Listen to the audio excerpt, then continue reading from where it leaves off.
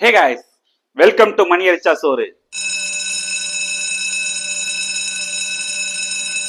இன்னைக்கு நம்ம பார்க்க போறது இன்னொரு variety of pasta, Indian style pasta. நமக்கு ஏத்த மாதிரி கொஞ்சம் காரசாரமா. ஏன்னா எல்லாருக்குமே சீஸ் பிடிக்குமா? பிடிக்காது, நிறைய பேருக்கு பிடிக்காதுல்ல. நம்ம வீட்டு ஆளுங்களுக்குலாம் கொஞ்சம் காரசாரமா சாப்பிட்டா எப்படி இருக்கும், அதுதான் அந்த இந்தியன் ஸ்டைல் பாஸ்தா. இந்த இந்தியன் ஸ்டைல் பாஸ்தா ரொம்ப ரொம்ப ஈஸி. இதுவுமே இன்னொரு ரொம்ப ஈஸியான ரெசிபி தான். ஆஸ் யூஷுவல் நான் ஆல்ரெடி சொன்ன மாதிரி தான், பழைய ஒயிட் சாஸ் பாஸ்தா சொன்ன மாதிரி தான். இப்போ பார்த்தீங்கன்னா நான் பாஸ்தா வந்து வேக வச்சு எடுத்துட்டேன், 8 நிமிஷம் வேக வச்சு எடுத்துட்டேன். இதை வச்சு எடுத்தாச்சுன்னா ரொம்ப ரொம்ப ரொம்ப ஈஸியான விஷயம். இதுக்கு தேவையான பொருட்கள் என்னென்ன ஃபர்ஸ்ட் பார்த்துலாம், அதுக்கப்புறம் இது எப்படி செய்யலாம் பார்க்கலாம் வாங்க. 1/4 கிலோ பாஸ்தா வேக வச்சு எடுத்து வச்சிருக்கேன்.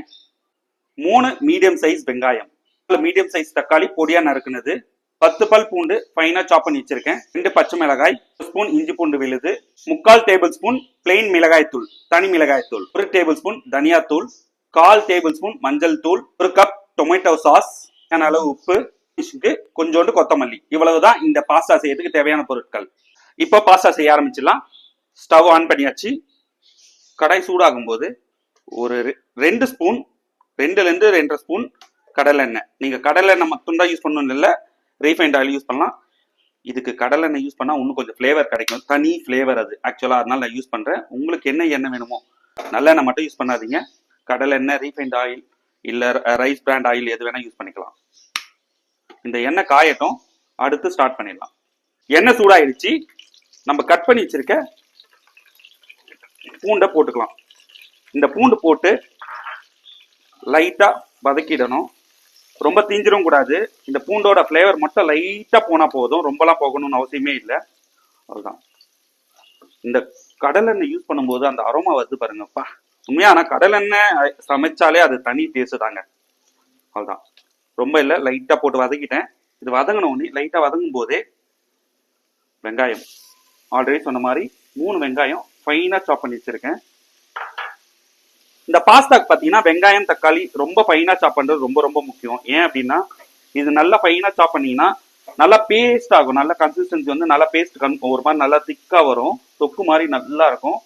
அது பாஸ்தாவோட மிக்ஸ் ஆகி சாப்பிடும்போது அப்படியே பாஸ்தாவோட அப்படியே பிளெண்ட் ஆயிடும், அதோட ஒட்டிக்கும். அப்போ வந்து உங்களுக்கு சாப்பிடும்போது ரொம்ப ரொம்ப ரொம்ப நல்லா இருக்கும். அதுக்காக தான்.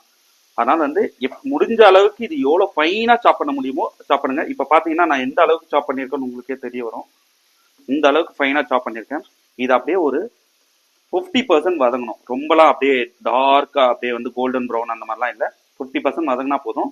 நம்ம தக்காளி ஆட் பண்ணிக்கலாம். ஒன்றும் இல்லை, இப்போ பார்த்தீங்கன்னா ஒரு நிமிஷம் ஆயிருக்கு, ஓரளவுக்கு வதங்கிடுச்சு. இந்த டைம்ல நம்ம எடுத்து வச்சிருக்க இஞ்சி பூண்டு பேஸ்ட், அந்த 1 டேபிள் ஸ்பூன் இஞ்சி பூண்டு பேஸ்ட் ஆட் பண்ணிக்கிறேன். இந்த இஞ்சி பூண்டு பேஸ்ட் போட்டு கொஞ்சம் மிக்ஸ் பண்ண உடனே, இஞ்சி பூண்டு பேஸ்ட் போட்ட உடனே நான் ஆல்ரெடி சொல்லியிருக்கேன் உங்களுக்கு, இஞ்சி பூண்டு பேஸ்ட் போட்ட உடனே லைட்டா அடி பிடிக்கிற மாதிரி இருக்கும். ஆனா என்னன்னா இஞ்சி பூண்டு பேஸ்ட் போட்டு அது கொஞ்சம் நல்லா வதங்கணும். அப்பதான் அந்த ஸ்மெல்லு போகும். ஏன்னா இஞ்சி அந்த பூண்டுல பாத்தீங்கன்னா உங்களுக்கு அந்த கார்லிக் ஃபிளேவர் வந்து ரொம்ப அதிகமா இருக்கும். ஆல்ரெடி கொஞ்சம் ஃபைன் சாப் பண்ண கார்லிக்கும் போட்டிருக்கோம். அவ்வளவுதான். இப்போ நம்ம எடுத்து வச்சிருக்க தக்காளி ஆட் பண்ணிட்டோம். இதுல வந்து பாத்தீங்கன்னா தக்காளியோட குவான்டிட்டி அதிகமா இருக்கும். வெங்காயம் இப்ப நீங்க எவ்வளவு அதிகமா செய்யறீங்களோ அதுக்கேற்ற மாதிரி நீங்க இன்க்ரீஸ் பண்ணிக்கலாம் வெங்காயம் தக்காளி. ஆனா என்னன்னா வெங்காயத்தை விட தக்காளி அதிகமா இருக்கணும், அவ்வளவுதான். அதை மட்டும் பாத்துங்க. 3 வெங்காயம்னா 4 தக்காளி, 4 வெங்காயம்னா ஒரு 5 தக்காளி அப்படின்ட்டு தக்காளியோட குவான்டிட்டி மட்டும் கொஞ்சம் அதிகமா வச்சுக்கோங்க. இப்ப இது நல்லா வதங்கணும், ஒரு மாதிரி ஒரு 40% வதங்கட்டும். அதுக்கப்புறம் நம்ம மசாலா ஐட்டம்லாம் சேர்த்துக்கலாம். இப்ப பாத்தீங்கன்னா தக்காளி ஓரளவுக்கு வதங்கி வருது. இப்ப இந்த ஸ்டேஜ்ல நான் எடுத்து வச்சிருக்க பச்சை மிளகாய் ஆட் பண்ணிக்கிறேன். பச்சை மிளகாய் போட்டு லைட்டா வதக்கிட்டு இதுக்கப்புறம் நம்ம எடுத்து வச்சிருக்க மசாலா ஐட்டம்லாம் சேர்த்துக்கலாம். 3/4 tablespoon plain chilli powder, Kashmiri chilli powder add பண்ணியிருக்கேன். 1 டேபிள் ஸ்பூன் தனியா தூள், 1/4 ஸ்பூன் மஞ்சள் தூள். இது எல்லாமே போட்டு நல்லா மிக்ஸ் பண்ணிக்கலாம். நீங்க கேட்கலாம், என்ன இது தக்காளி தொக்கு மாதிரி இருக்கு அப்படின்ட்டு. ஆக்சுவலா இது வந்து செய்யறது வந்து ஆல்மோஸ்ட் தக்காளி தொக்கு மாதிரி தான். பட் என்னன்னா கடைசியா சில ஐட்டம், இந்த டொமேட்டோ சாஸ் ஆட் பண்றதா இருக்கட்டும், இது என்னன்னா ஒரு ஃபினிஷிங் டச்சுக்காக எனக்கு வந்து இந்த இந்தியன் ஸ்டைல் பாஸ்தால சீஸ் இருந்தா ரொம்ப பிடிக்கும். அதனால நான் சீஸ் ஆட் பண்ணிப்பேன். உங்களுக்கு அது ஆப்ஷனல் தான், கண்டிப்பா ஆப்ஷனல் தான். உங்களுக்கு வேணும்னா சீஸ் ஆட் பண்ணிக்கலாம். அப்படி இல்லையா இந்த ஸ்டேஜ் இது வதங்கி வரும்போது பாயில் பண்ண வெஜிடபிள்ஸ் ஆட் பண்ணிக்கலாம், இல்ல பன்னீர் ஆட் பண்ணிக்கலாம், மஷ்ரூம் ஆட் பண்ணிக்கலாம். உங்களுக்கு என்ன ஆட் பண்ணா உங்களுக்கு பிடிக்குமோ அது எல்லாமே நீங்க ஆட் பண்ணிக்கலாம். இப்போ இது நல்லா வதங்கணும். இப்போ இது வதங்கி இந்த பச்சை ஸ்மெல் போகணும். ஸோ என்னன்னா இப்போ லைட்டா வதங்கட்டும். இப்போ பாருங்க நல்லா வதங்கி வருது. இது இன்னும் கொஞ்சம் வதங்கட்டும். இது வதங்கினே வரும்போதே நான் ஒரு டம்ளர் தண்ணி ஊத்திருக்கேன் பாருங்க. ஒரு டம்ளர் தண்ணி ஊத்திருக்கேன். தண்ணி ஊத்தி நல்லா மிக்ஸ் பண்ணிட்டு இது அப்படியே ஒரு பேஸ்ட் மாதிரி வரணும். இப்ப பாத்தீங்கன்னா எனக்கு இருக்க பாஸ்தாக்கு இந்த தண்ணி பத்தாது. ஸோ நான் என்ன பண்றேன்னா இன்னும் ஒரு டம்ளர் தண்ணி, இது நல்லா கொதிச்சு வரணும். இதே டைம்லயே நான் என்ன பண்றேன், ஒரு 3/4 ஸ்பூன் சால்ட் ஆட் பண்ணிக்கிறேன். சால்ட் வந்து அப்புறம் கூட டேஸ்ட் பார்த்துட்டு போட்டுக்கலாம். ஏன்னா நம்ம இதுல வர டொமேட்டோ சாஸ் வேற யூஸ் பண்ண போறோம். அதுல இருந்து சின்ன புளிப்பு டிஞ்ச் கிடைக்கும். இப்போ ஒண்ணுமே இல்லை, இப்போ போட்டிருக்கோம்ல, இது எல்லாம் நல்லா கொதிச்சு வந்து நல்லா திக்காகும் போது இறக்குனீங்கன்னா ஒரு தக்காளி தொக்கு. இதுல கொஞ்சம் கொஞ்சம் ஐட்டம் சேஞ்ச் பண்ணும்போது சில ஐட்டம்லாம் மாத்துவோம். அப்போ வந்து ஆட்டோமேட்டிக்கா இந்த பாஸ்தாவோட கன்சிஸ்டன்சி வந்துடும். இப்போ இது நல்லா கொதிச்சு வரட்டும், அதுக்கப்புறம் பார்க்கலாம். இப்போ பாருங்க ஒரு 5 நிமிஷம் ஆச்சு. மொத்தமாவே இது வரைக்கும் பாத்தீங்கன்னா ஒரு 8 நிமிஷம் தான் ஆயிருக்கு. 8ல இருந்து 9 நிமிஷம் ஆயிருக்கும். அவ்வளவுதான். பாருங்க திக்காயிடுச்சு. இந்த ஸ்டேஜ்ல நம்ம எடுத்து வச்சிருக்க டொமேட்டோ சாஸ் ஆட் பண்ணிக்கலாம். டொமேட்டோ சாஸ் ஆட் பண்ணி நல்லா மிக்ஸ் பண்ணியாச்சு. இது இந்த டொமேட்டோ சாஸ் ஆட் பண்ணோன்னே லைட்டா கொஞ்ச நேரம், ரொம்பலாம் வேணா, ஒரு லைட்டா பேஸ்ட் பண்ண வேணா, இதில் ஆட் பண்ணிப்போம்.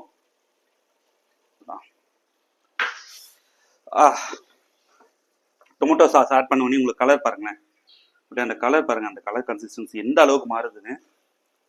இது அப்படியே கொஞ்சம் இப்ப பாருங்க அப்படியே இன்னும் நல்லா திக்காகுது பாருங்க டொமேட்டோ சாஸ் ஆட் பண்ணோன்னே. இப்போ உப்பு காரம் லைட்டா செக் பண்ணிடலாம்.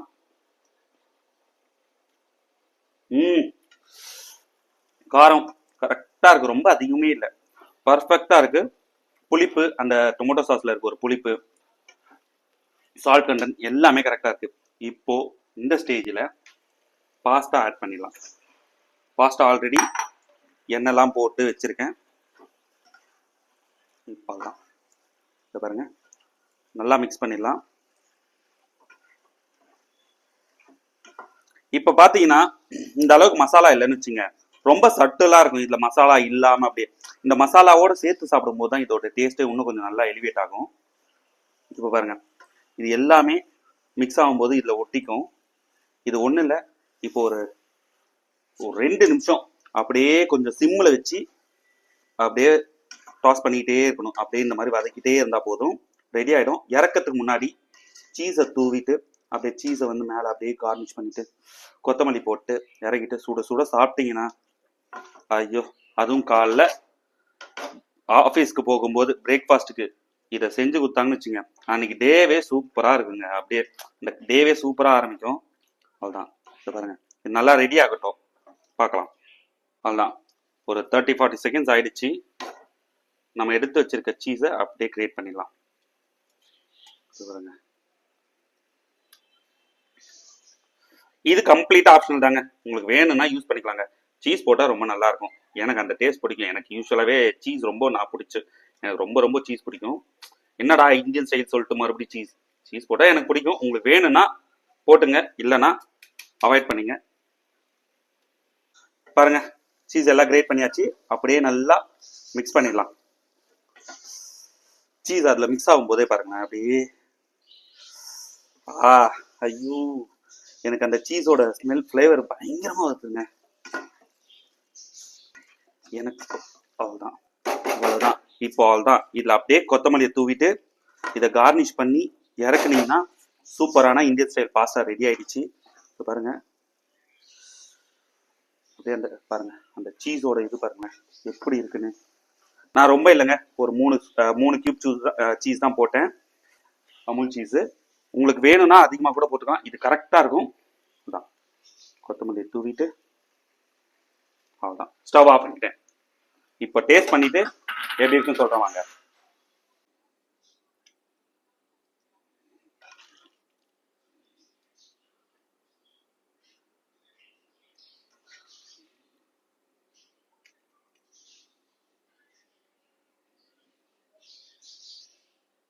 என்னோட ஸ்டைல்ல இந்தியன் ஸ்டைல் பாஸ்தா ரெடி ஆயிடுச்சு. வாங்க டேஸ்ட் பண்ணிடலாம்.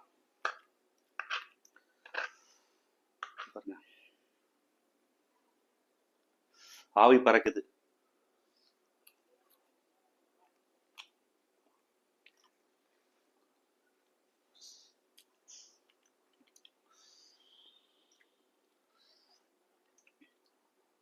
அல்டிமேட்டா இருக்கு.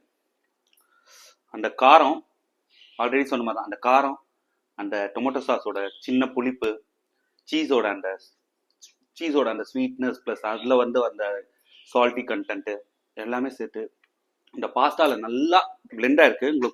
உங்களுக்கு பார்த்தா தெரியும். இங்கே பாருங்கள், பாஸ்தாவில் எந்த அளவுக்கு மசாலா பிளெண்டாக இருக்குன்னு ஒட்டி இருக்குன்னு. இப்படி இருந்தாலே ஆட்டோமேட்டிக்காக அந்த பாஸ்தா ரொம்ப சூப்பராக இருக்கும். உண்மையாக சொல்கிறேன், அல்டிமேட்டுங்க. கண்டிப்பாக செஞ்சு பார்க்கணும். செஞ்சு பார்த்துட்டு கண்டிப்பாக உங்களோட ரிவ்யூ எப்படி இருக்குன்னு சொல்லுங்கள். இந்த வீடியோ உங்களுக்கு பிடிச்சிருந்தா லைக் பண்ணுங்கள், கமெண்ட் பண்ணுங்கள், உங்கள் ஃப்ரெண்ட்ஸுக்கு ஷேர் பண்ணுங்கள். மறக்காமல் மணி அடிச்சா சோறு சேனலை சப்ஸ்கிரைப் பண்ணுங்கள். பாய்ஸ் அண்ட் கேர்ள்ஸ் செஞ்சு பாருங்கள், ஜமாயிங்கடா பசங்களா.